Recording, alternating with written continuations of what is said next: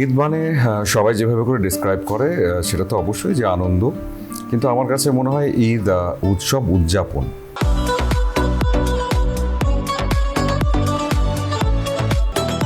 আমাদের এবারের অনুষ্ঠানের নাম রাখা হয়েছে ঈদ মানে কি। আমি দুজনের কাছেই সেপারেটলি কোয়েশ্চেন করবো। ফার্স্টে কার কাছে যাব? আচ্ছা, সবসময় সবাই বলে ladies first, but I will start with Sajal ভাই আপনার সাথে। সেটা হচ্ছে ঈদ মানে কি আপনার কাছে? ঈদ মানে কি?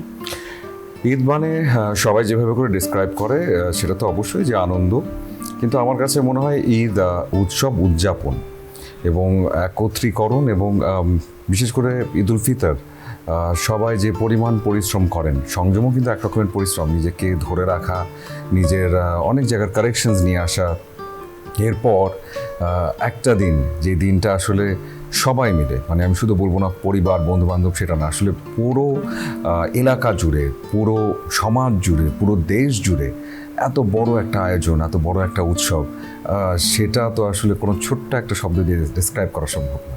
তো ভাইয়ের কাছে যদি জিজ্ঞাসা করি তাহলে হচ্ছে উদযাপনটাই হচ্ছে ঈদ। অবশ্যই। ওকে, দিঘি কি বলবে? ঈদ মানে কি দিঘির ভাষায়?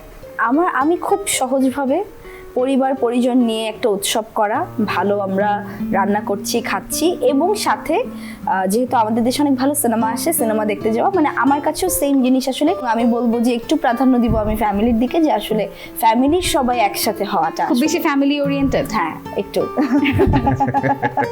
That's amazing. আসলে মেবি আমরা এশিয়ান যারা আছি আমরা খুব বেশি ফ্যামিলি ওরিয়েন্টেড হই। একটু তো হই। এটা কে না, এটা সবাই। এশিয়ানরা একটু বেশি হয়। হ্যাঁ, সেটা তো আছে, কারণ আমাদের তো কালচারটা একটু অন্যরকম।